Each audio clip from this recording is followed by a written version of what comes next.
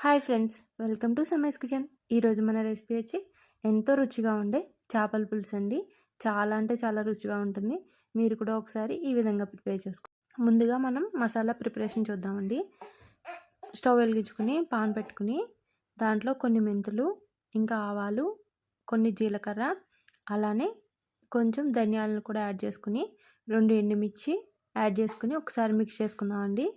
ఇప్పుడు కొంచెం కరివేపాకుని కూడా యాడ్ చేసుకుని వేగిన తర్వాత చల్లార్చుకుని మిక్సీ జార్లో మిక్సీ పట్టుకోవాలండి.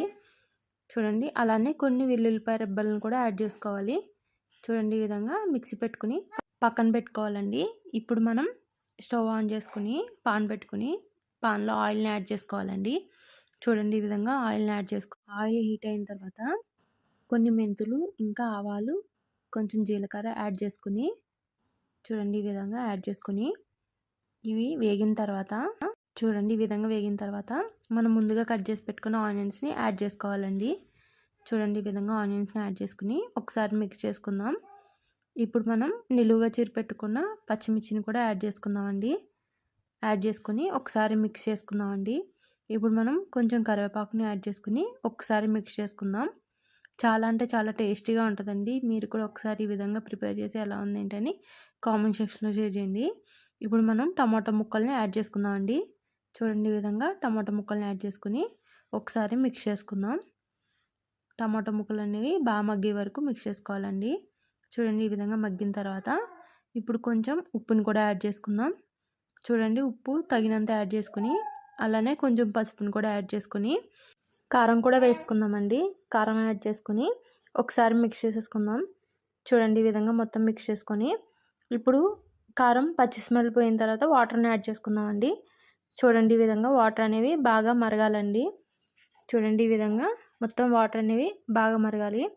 ఇప్పుడు మనం ముందుగా పెట్టుకున్న చింతపండు పులుసుని యాడ్ చేసుకుందామండి.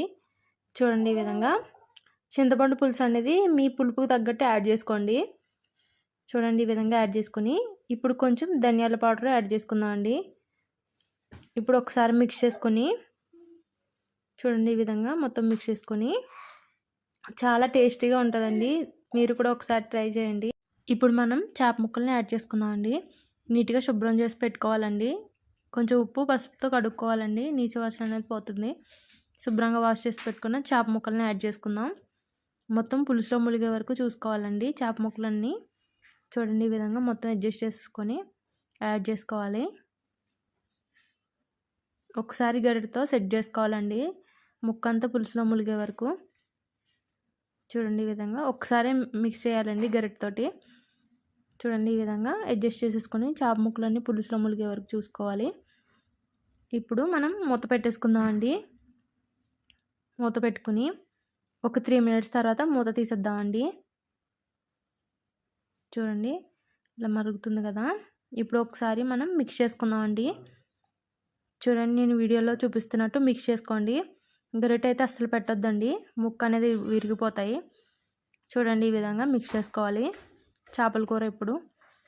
ఇప్పుడు మనం చూడండి, ఈ విధంగా ఇప్పుడు మనం ముందుగా చేసి పెట్టుకున్న మసాలా పౌడర్ని యాడ్ చేసుకుందామండి. చూడండి, ఈ విధంగా యాడ్ చేసేసుకొని ఈ మసాలా వేస్తేనే టేస్ట్ అనేది ఇంకా పెరుగుతుందండి పులుసులో. ఒకసారి మళ్ళీ మిక్స్ చేసుకుందాం.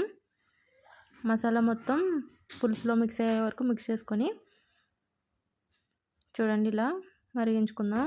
ఆయిల్ అనేది పైకి వచ్చే వరకు మరిగించుకోవాలండి. ఇప్పుడు మనం ఒకసారి మిక్స్ చేసేసుకొని చూడండి, ఈ విధంగా మిక్స్ చేసేసుకొని చాలా అంటే చాలా టేస్టీగా ఉంటుందండి. మీరు కూడా ఒకసారి ఈ విధంగా ట్రై చేయండి. కొత్తిమీర గార్నిష్ చేసేసుకుందామండి. అంతే అండి, చేపల కర్రీ రెడీ అయిపోయింది. ఇంకా స్టవ్ ఆఫ్ చేసేసుకోవడమే.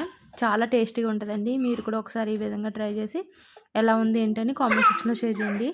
Thank you for watching my video. Thank you. Please like and share చేయండి.